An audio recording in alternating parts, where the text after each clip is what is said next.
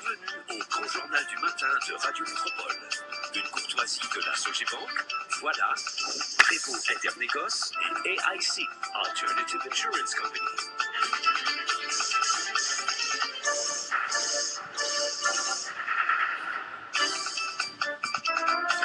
Bonjour à tous et à toutes, bienvenue dans cette édition de nouvelles sur Radio Métropole. À la une de l'actualité, les parlementaires vont se réunir ce mercredi en assemblée extraordinaire pour étudier le dossier de Daniel Rouzier. Le vice-président du CEB rejette les accusations de fraude émises à son encontre. Jean-Télève Toussaint affirme avoir dénoncé les procédures de mise en place du BCEN spécial. Alors que la conseillère démissionnaire Ginette Gérubin a répondu à son tour aux questions de la commission de parlementaires. Le directeur de l'OAVCT placé en garde à vue hier après avoir été auditionné au parquet de Port-au-Prince à la suite d'un rapport de l'ULCC.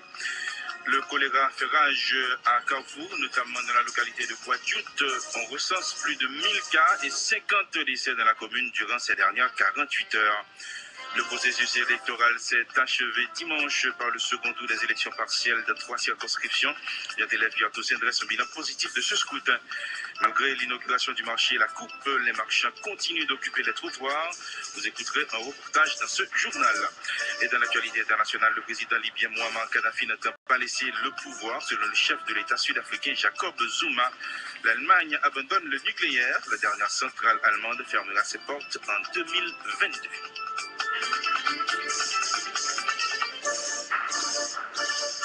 Bienvenue au Grand Journal du matin de Radio Métropole.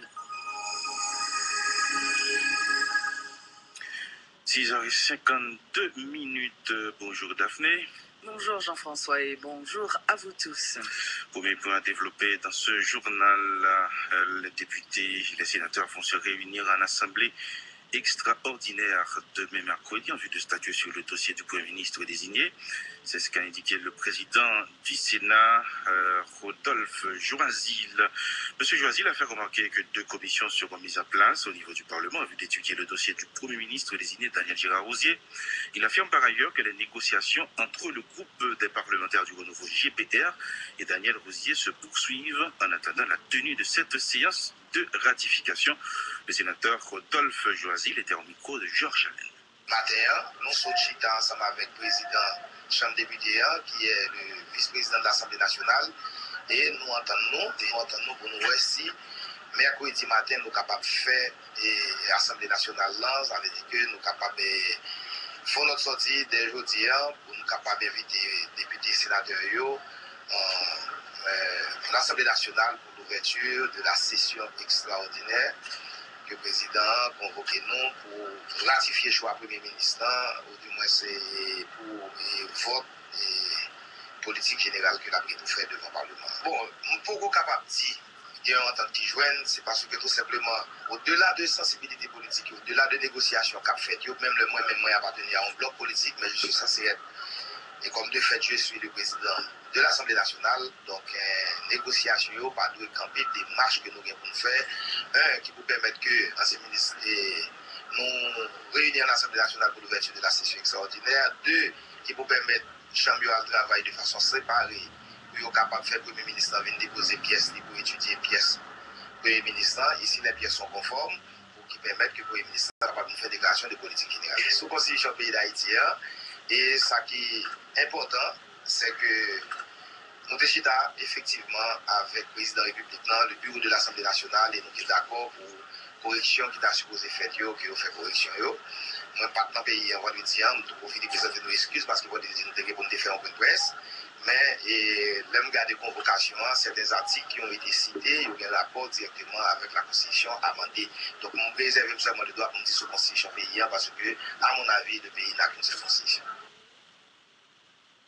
Le professeur Christian Rousseau regrette que les tractations autour de l'approbation par le Parlement de Daniel Rouzier se fassent dans la plus grande discrétion.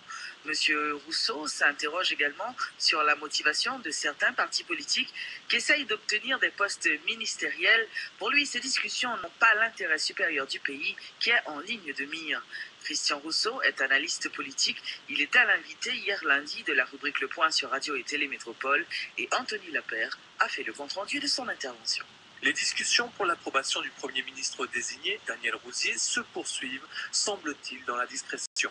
Pour l'analyste politique Christian Rousseau, il ne semble pas en cela que l'on rompe avec les habitudes passées. Tout se passe en Haïti comme si il y avait une bataille pour le pouvoir, mais sans que cette bataille pour le pouvoir corresponde à un véritable débat sur des propositions concrètes de changement pour la population. Vous regardez comment les tractations se passent.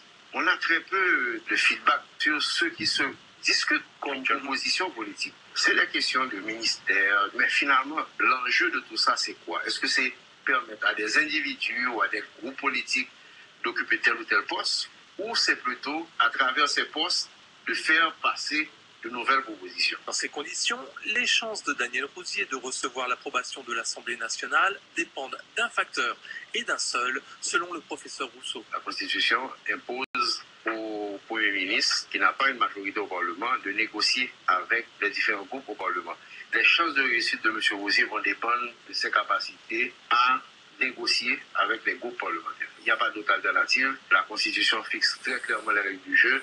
Il faut effectivement beaucoup de sagesse, beaucoup de tolérance, beaucoup de capacité à dialoguer de la part de M. Rouzier, de la part de M. Martelly, de la part des parlementaires, pour qu'on arrive rapidement à avoir un gouvernement. C'est également sans compter sur les autres menaces qui pèsent sur l'équipe Martelly, à savoir le problème de la Constitution publiée et des erreurs qu'elle contient, pour lesquelles Christian Rousseau parle de forfaiture. L'urgence, c'est de régler la question de la Constitution avant même que le Premier ministre soit ratifié. On va avoir une convocation du Parlement. Le Parlement, quand il est convoqué, c'est sous l'égide de la Constitution. Il y a eu un vote au Parlement, à l'Assemblée nationale, ce vote doit être respecté dans son intégralité. La forme que ça doit prendre, ce n'est pas fondamentalement important. Je fais partie de ceux qui auraient souhaité voir aussi que pour une fois, il y ait des sanctions contre ceux qui ont fait cet acte extrêmement grave. C'est fondamental, il faut que symboliquement, au moins une fois, sur un acte aussi grave, il y ait des sanctions, parce qu'on ne joue pas ainsi avec le fondateur de pays qui est la Constitution. Christian Rousseau est professeur à la Faculté des sciences de l'Université d'État d'Haïti. Il est également membre de la direction du mouvement socialiste AKO. Il représentait l'université au Conseil des sages, formé par le gouvernement de transition de Gérard Latortue. Merci Anthony Lapère, le directeur de l'université placé en garde à vue au commissariat de Port-au-Prince après avoir été auditionné hier soir au parquet de Port-au-Prince. Edric Léand faisait état d'une enquête judiciaire suite à un rapport publié par l'unité de lutte contre la corruption, ULCC, dans lequel il est accusé de malversation, de blanchiment d'argent, d'usage de faux et d'association de malfaiteurs. Le directeur de l'OAVCT parle de complot. Nous l'écoutons au micro de Vision 2000. Ça ne va pas sur les comptes, c'est dans la politique qui est montée. C'est vrai? On regarde moins que tout ça aussi menti d'ailleurs, il y a toute preuve, côté, tout état de décaissement, c'est visé, bien bizarre pour sur les comptes. On y a regardé moins par la bagarre, obligé. C'est surtout, on note pour l'AVCT, pour la vérité, pour l'histoire. Pas de consulter qu'on a dit et pratique ça, madame. Dans cet article, j'ai publié tous les états de décaissement, côté où la promotion, alors que c'est tout par là, en bonne et due forme. C'est vrai, on y a là, ce matin, j'ai reçu une invitation, c'est vrai, du parquet, me demandant de me présenter, c'est vrai, pour, naturellement, je n'ai pas la lettre devant moi, pour usage de faux, malversation et association des malfaiteurs, etc.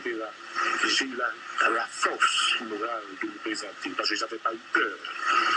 Parce que je sais que je suis clean. C'est vrai? J'ai passé près de 3 heures de temps d'horloge à déposer devant un juge de paix. Et le commissaire du gouvernement était là, à assister, à me poser des questions. J'ai fait chercher, pas vrai, des pièces justificatives pour prouver les pièces sont là. Le commissaire du gouvernement n'a même pas pris la peine, pas vrai, de vérifier. Pendant qu'il était assis là, il a reçu un coup de fil, il s'est déplacé. En revenant, il a à me dire qu'il a reçu les instructions du commissaire du gouvernement pour qu'on lui mette en état.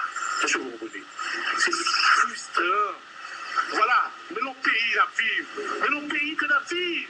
Un monde qui prend l'institution en 2004 au bord de la faillite. 40 millions de bouts de caisse. 200 et fraction millions de bouts de dette à une espace de 2 ans, puisque je sais que j'étais là pour 2 ans pendant la transition. Pendant le gouvernement de M. Préval, avec le ministre, tous mes supérieurs hiérarchiques m'ont vu, n'est-ce pas, quel travail j'ai dû effectuer à l'institution. Ils m'ont gardé jusqu'à cette date. Et ce qui arrive aujourd'hui, c'est de la pure méchanceté.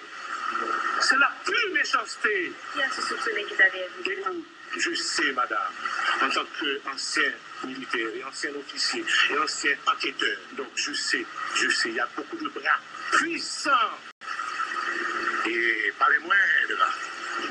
Il y a les bras puissants qui sont aussi des voleurs de voitures. Est-ce que vous comprenez?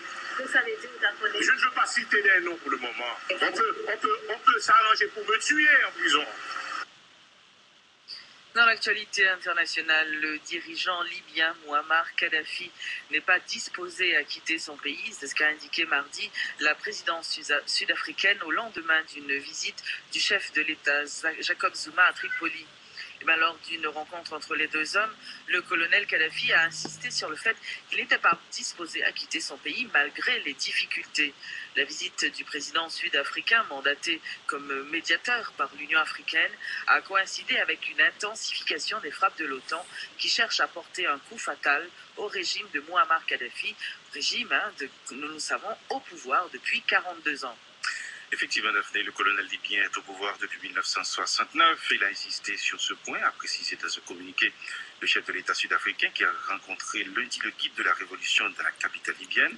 Mouammar Kadhafi est disposé à chercher une solution politique au conflit dans ce pays et réclame l'arrêt des frappes de l'OTAN, a déclaré Jacob Zuma, ajoutant la sécurité personnelle du colonel Kadhafi est source de préoccupation.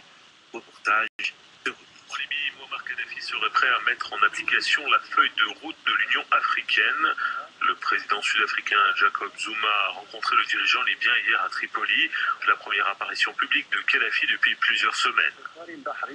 La médiation de l'Union africaine prévoit un cessez-le-feu de toutes les parties et l'instauration d'une période de transition conduisant à des élections démocratiques, mais cette feuille de route est rejetée par des rebelles qui refusent de négocier tant que Kadhafi sera au pouvoir. Le discours de la communauté internationale a changé, explique le chef de la diplomatie du Conseil national de transition. Il ne parle plus seulement d'initiatives politiques, maintenant il parle de forcer Kadhafi à se retirer. C'est bien pour nous, poursuit le docteur Fadi Baja.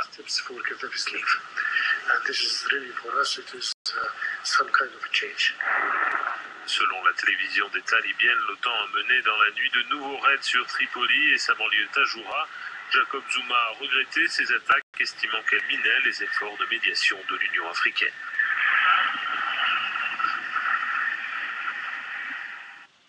C'est 7h03, la première pause à ce journal.